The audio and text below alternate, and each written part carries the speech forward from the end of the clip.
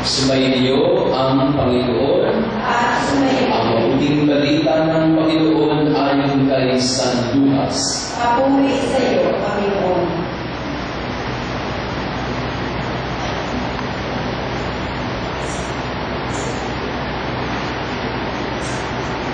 Hindi nagtagal at si Maria ay nagmamadaling pumunta sa isang bayan sa kabuluhan ng Juda. Pagdating sa bahay ni Zacarias, binabi niya sa Elizabeth. Nang marinig ni Elizabeth ang bati ni Maria, nagdadalawang sanggol sa kanyang tiyan. Nabuskos ng Espiritu Santo sa Elizabeth at buong galak na sinabi, "Pinagpala ka sa mga babae at pinagpala din ang dinadala mo sa iyong sinapupunan. Sino ako upang lalabing ng ina ng aking Panginoon? Sapagat pagkarinig ko ng iyong bati ay nagalaw sa tuwa ang sanggol sa aking tiyan. Mapalad ka, sapagat nanalig kang matutupad ang ipinasabi sa iyo ng Panginoon." Ang mabuting balita ng ating kaligtasan. Pinupuri ka namin, Panginoong Kristo.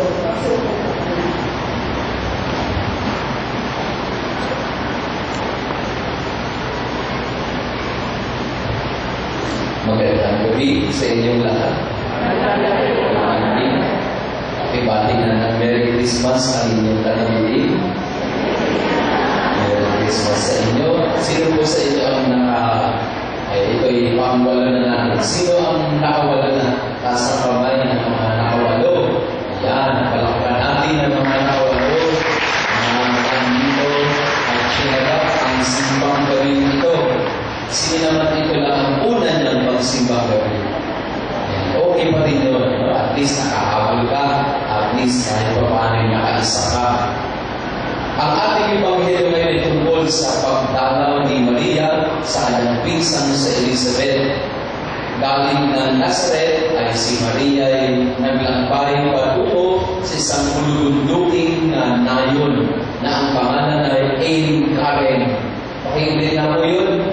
Ein Karen. Mula sa Nazareth, si Maria ay nagpunta ng Ein Karen. Ang Ein Karen, ang ibig sabihin ay spring of the vineyard, bukal ng ubasan. Sapagkat ng mga panahon iyon, ang lugar kung saan nakatira si Elizabeth de Zacarias ay maraming ubasan at ang kanilang tahanan ay may mga bukal. At yun ay malaki ang kinalaman sa pagdalaw ni Maria sa kanila. Sapagkat ang Ein Karen ay hindi lang basta lugar, kung hindi ito pala ay isang tao. Ang bukal ng lahat ng masaganang ubasan ay walang din iba kung hindi ang dumalaw kay Elizabeth at Juan. Ang daladala ni Maria sa kanyang tiyan, ang pangalan ay Jesus. Ang Jesus na ito ang magiging tagapagligtas ng sanlibutan. Ang Jesus na ito ang siyang magiging tagapagligtas ng mga tao mula sa kadiliman at kasalanan. Ito yung mabuting balita na daladala ni Maria patungo kay Elizabeth. Kaya nga, nung narinig ni Maria, narinig ni Elizabeth ang pagbati ni Maria, ano ang nangyari sa sanggol, sa sinapunan ni Elizabeth na si Juan? Ang sanggol daw ay ano ang pagsalarawan? Ang sanggol, ano nangyari sa sanggol? Ang sanggol daw ay gumalaw. Parang tumalon sa tuwa ang sanggol. Usapan na natin. May mga Buddhist ba dito? Tingnan na natin. Tapos nakawag yung mga Buddhist dito. May Buddhist na tayo dito. Yung mga malalaki na rin siya. So marami siguro, ano natin, camera natin. Sino dito ang nakaranas ng magbuntis? Sabi, taas sa kamay, mga nakaranas ng magbuntis. Marami na kayo, marami na kayo. Ano ang pakiramdam ng isang buntis? Si Maria, nung dumalaw siya, buntis siya, pero hindi ang dinalaw na si Elizabeth, buntis din.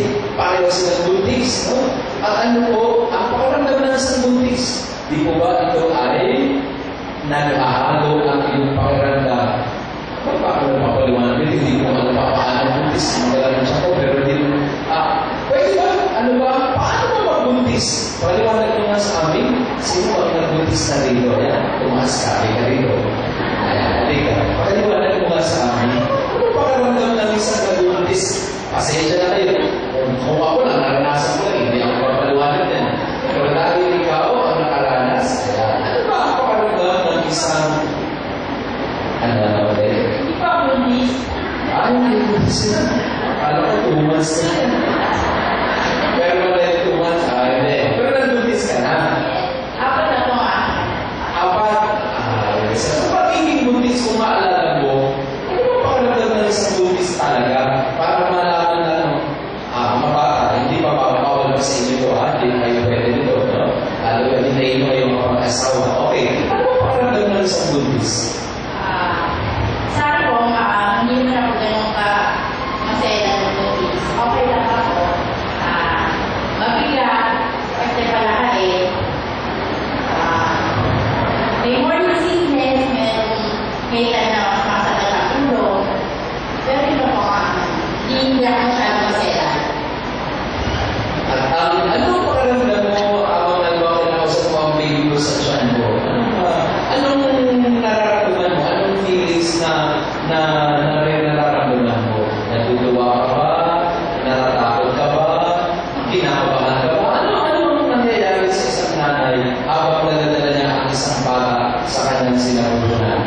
Siyempre po, lalo sa first baby, excited. Kasi makikita ko yung lahat ng namin na girl. Then, masaya. Physical na masaya, natatakot pag yung kasi sabi nilang hirap daw mga anak. Pero okay lang. Masaya, excited na, pero ay masaya ko ba dahil sa akin? Masaya. Okay, ito, ang isang nanay ay excited, di ba? Para sa kanyang anak, no? Para hindi ka masaya, ay excited ka para sa iyong anak na isisina mo. Salamat, sister. Ang buntis, no? Ang pinakamagandang taong tanungin sa mga panahon ito para maramdaman ninyo ano ibig sabihin ng Pasko. Sapagkat ito yung ibig sabihin ng Pasko, yung paghihintay ng isang nanay sa kapanganakan ng isang anak. Dalawang nanay, dalawang buntis. Sila ang tunay na nakaramdam ng ibig sabihin ng Pasko. Sapagkat sa kanilang sinapupunan nang galing ang dalawang dakilang tao. Ang isang manunubos, ang isang tagapagpahayag ng manunubos sa kanyang pagdating. Bakit po napagin ang papel ni Maria at Elizabeth? Sapagkat hindi man natin lubos na mauunawaan kung sino talaga si Jesus at Juan, pero alam na alam natin bilang mga tao ang pakiramdam ng isang naghihintay na ina sa pagsilang ng kanyang anak. Ito po yung ibig sabihin ng Pasko at ito rin ang ibig sabihin ng Adbiento. Yung pagsilang, yung paghintay natin sa panganak. Inianak. At tayong lahat ay nakaramdam ng kagalakan nung isinilang si Jesus. Pero ito naman tanong po natin, tanongin po natin ang ating mga sarili. Bakit ganito ang naramdaman ni Elizabeth? Sino ako para dalawin ng ina ng aking Panginoon? Yun ang kanyang sabi kay Maria. Sino ako para dalawin ng ina ng aking Panginoon? Paano sinasabi ni Elizabeth? Hindi ako dapat na dalawin ng Diyos. Lalo tigil, parang hindi ako dapat na makakita at makaranas na ako ay dalawin ng aking Panginoon. Ito po yung Pasko, ang pagdalaw ng Diyos sa sangkatauhan. At parang ganoon din ang tanong sa katauhan sa mga sarili nila, sa mga sarili natin. Sino tayo para dalawin ng Diyos? Sino tayo para tumahalin ng ganoon ng Diyos at para tayo ay pagkalooban niya at handugan niya ng kanyang anak? Who are we? Sino ba tayo para bigyan niya ng ganitong dakilang biyaya at dakilang handog? Pero habang mas lalo mong pinaghindayan ang tanong na yun, mas lalo mo rin mararamdaman kung gaano tayo kamahal ng Diyos. Hindi lubos maisip at maliit ng mga tao, Diyos naging tao. Paano ba yun? Pwede bang mangyari yun? Minsan po ako yung nag-bless dito ng isang pondo dito sa may Dapor. At kung ako po yung nag-bless ng pondo, yung couple na nag-invite sa akin, pareho ko silang babae, okay naman, hindi naman okay kung hindi dahil sila yung mga kaibigan ko at pinagbigyan ko. Sila yung nagsasama sa isang pondo unit. At nung ako yung pumasok na para mag-bless ng kanilang pondo, ay pinakilala nila sa akin ang kanilang anak. Ang sabi ng mag-asawa, ng couple, hindi talaga mag-asawa, pero nagsasama sila, sabi nila, ito po para ang aming anak. Ito po si Bruno, yan po ang aming panganay, at ito naman po si Daddy, ito naman ang aming bunso. At ako yung natawa. Sapagkat ang panganay lang si Bruno ay aso, at ang kanilang bunso ay aso din. Pero, seryoso ang magparang talaga ito. Sabi ko, sigurado kayo dyan. O kumagad, ito na ang aming family. Gusto na po namin talaga na iparehistro na itong dalawa na ito para maging talagang anak na namin. Kasi hindi naman kami magkakaanak. Pareho kaming babae. Ito na ang aming anak, itong dalawang aming anak. Hindi nila tinatawag na aso. Ang tawag nila ay anak. Panganay namin, bunso namin. At ang nakakatakot doon ay seryoso sila. Seryoso sila na gawing anak talaga nila ang asong mga alaga nila. Nakarinig na ba kayo ng mga balita na yung mga aso pinamanahan ng kanilang may-ari? Ganun ang kanilang pag-iisip. Na parang ang kanilang iniisip ay ang insurance, ang beneficiary ay yung dalawang anak nilang aso. Sabi ko, ganito na pala ang pag-iisip ng mga tao ngayon na ina-adapt na ang aso bilang kanilang tunay na anak, beneficiary ng kanilang mga insurance. At pero sa loob-loob ko, parang ganun din nangyari noong unang Pasko. Parang Diyos na napakataas, napakalayo, naging tao. Parang bayan yung sinasabi ko, ang tao, ginawang kanyang anak ang aso. Parang ganun ang ginawa ng Diyos. Nagpapapakababa. Diyos, nagpasyang maging tao. Parang isang tao, nagpasyang gawing anak ang isang aso. Na hindi naman sila magkauli, pero inangkin ng Diyos ang sangkatauhan bilang kanyang tunay na anak. Kung hindi mo maintindihan yung pag-adapt ng mag-asawa sa mga aso para maging anak nila, ganun din kahirap intindihin kung paano ang Diyos ay ginawa tayo kanyang mga anak sa pamamagitan ng pagsasatawang tao ni Jesus. Mga kapatid, ang hirap unawain.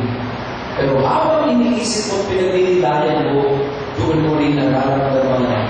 Ibang-iba ka sa amin, malayo-malayo ka sa amin, mataas na mataas ka sa amin, at pinasya mo na magpakababa para samahan kami sa aming abang kalagayan, nahihibang ka na. Pero ang iyong kahibangan ay kami nagpapasalamat. Sapagkat ganun mo kami kamahal. Yun ang sinasabi ni Elizabeth, sino ako? Who am I to be visited by the mother of my Lord? Parang ganun tinatanong ng sa katauhan, who are we? Sino tayo? Para dalawin ng Diyos. Para tayo mga aso. Tapos aakinin ng Diyos bilang kanyang anak. Parang napakahirap paniwalaan, pero napakasarap na manahal. Na gano'n tayo mamahal ng Diyos. Kaya niyang pasukin ang kababaan ng ating kalagayan bilang mga tao. Upang sa kanyang pagpasok sa ating abang kalagayan, itataas niya tayo sa kanyang kaharian. He humbled himself, entered into humanity's experience so that He can lift us up para ianap tayo. At yun po ang sa akin ay pinamagandang nando sa atin ng Diyos. Wala nang mababang uri ng tao sapagkat lahat ay iniangat ng Diyos nung siya'y nagpasyang maging tao. Kaya pwede ba ikaw ay magpakatao, huwag kang magpakalayo, sapagkat ikaw ay dinalaw ng Diyos kahit hindi ka marapat-dapat. Okay, kapag nakarating mo, paalala mo nga sa kanya, tao ka. Magpakatao ka. Sapagkat dinalaw ng Diyos ang isang katauhan at iniligtas ang kapag-kalagayan ng isang katauhan. Nagpapasalamat tayo sa kanyang pagmamahal. Sino ba naman tayo para dalawin ng Panginoon? Iyon ang ating ipagmamalaki. Sino nga ba talaga tayo? Pero kahit sino man tayo pa rin ay pinahalagaan ng Diyos at ginawang kanyang anak at ginawang kanyang pamilya. Nawa ang pasong ito, mga kapatid, para sa inyo, maramdaman ninyo kung gaano tayo ang mahal ng Diyos at kung paano dinala ng Diyos sa atin ang kanyang anak upang bigyan tayo ng dignidad bilang tao at bilang anak niya at upang bigyan tayo ng kaligtasan at pag-asa. Tao ka. Ang Diyos ay naging tao. Iniangat ang iyong kalagayan. Iniligtas ka sa iyong mga pagkakasama.